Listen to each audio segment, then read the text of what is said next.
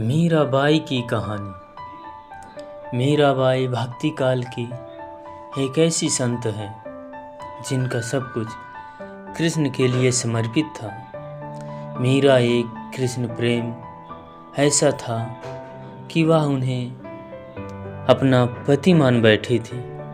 भक्ति की ऐसी चरम अवस्था कम ही देखने को मिलती है। आइए जाने मीराबाई के जीवन की कुछ रोचक बातें।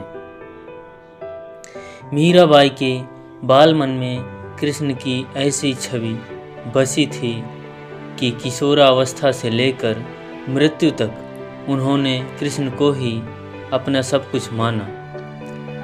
जोधपुर के राठौड़ रतन सिंह जी की इकलौती पुत्री मीराबाई का जन्म 16वीं शताब्दी में हुआ था। बचपन से ही वह कृष्ण भक्ति में रम गई थी। मीराबाई के बचपन में हुई एक घटना की वजह से उनका कृष्ण प्रेम अपनी चरम अवस्था तक पहुंचा। एक दिन उनके पड़ोस में किसी बड़े आदमी के यहाँ बारात आई। सभी औरतें छत पर खड़ी होकर बारात देख रही थी। मीरा भी बारात देखने लगी। बारात को देखकर मीरा ने अपनी माता से पूछा कि मेरा दूल्हा कौन है।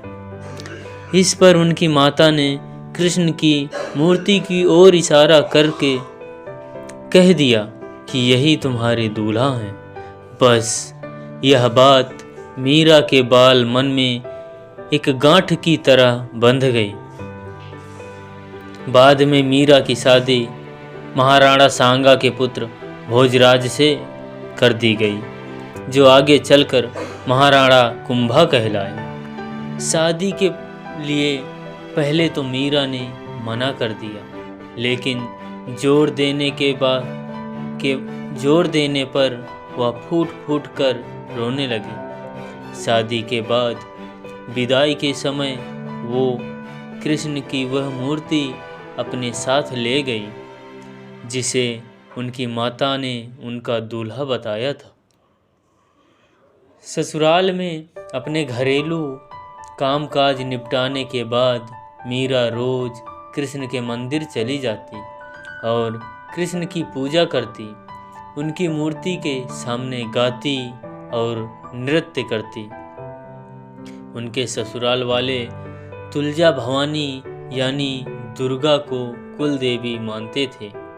जब मीरा ने कुल देवी को पूजा करने से इनकार कर दिया तो परिवार वालों ने उनकी श्रद्धा भक्ति को मंजूरी नहीं दी। मीराबाई की ननंद उदाबाई ने उन्हें बदनाम करने के लिए उनके खिलाफ एक साजिश रची। उसने राणा से कहा कि मीरा का किसी के साथ गुप्त प्रेम है और उसने मीरा को मंदिर में अपने प्रेमी से बात करते देखा है। राणा कुंभा अपनी बहन के साथ आधी रात को मंदिर गया। वह मंदिर का दरवाज़ा तोड़कर अंदर पहुंचा और देखा कि मीरा अकेले ही कृष्ण की मूर्ति के सामने परम आनंद की अवस्था में बैठी मूर्ति से बातें कर रही थी और मस्ती में गा रही थी। राणा मीरा पर चिल्लाया, मीरा, तुम जिस प्रेमी से अभी बातें कर रही हो उसे मेरे सामने लाओ। मीरा ने जवाब दिया, वह सामने बैठा है मेरा स्वामी नैनचोर जिसने मेरा दिल चुराया है। और वह समाधि में चली गई। इस घटना से राणा कुंभा का दिल टूट गया, लेकिन फिर भी उसने एक अच्छे पति की भूमिका निभाई और मरते दम तक मीरा का साथ दिया। हालांकि मीरा को राजगद्दी की कोई चाह नहीं थी, फिर भी राणा के संबंधी मीरा को कई तरीकों से सताने लगे। कृष्ण के प्रति मीरा का प्रेम शुरुआत में बेहद निजी था, लेकिन बाद में कभी कभी मीरा के मन में प्रेमानंद इतना उमड़ पड़ता था कि वह आम लोगों के सामने और धार्मिक उत्सवों में नाचने लगती थी। वे रात में चुपचाप चित्तौड़ के किले से निकल जाती थी और नगर में चल रहे सत्संग में हिस्सा लेती थी। मीरा का देवर विक्रमादित्य, जो चित्तौड़गढ़ का नया राजा बना, बहुत कठोर था। मीरा की भक्ति, उनका आम लोगों के साथ घुलना मिलना और नारी मर्यादा के प्रति उनकी लापरवाही का उसने कड़ा विरोध किया। उसने मीरा को मारने की कई बार कोशिश की, यहाँ तक कि एक बार उसने मीरा के पास फूलों की टोकरी में एक जहरीला सांप रखकर भेजा और मीरा को संदेश भिजवाया कि टोकरी में फूलों के हार हैं।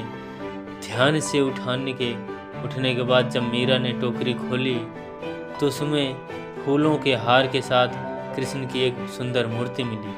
राणा का तैयार किया हुआ कांटों का बिस्तर भी मीरा के लिए फूलों का सेज बन गया। जब मीरा उस पर सोने चली,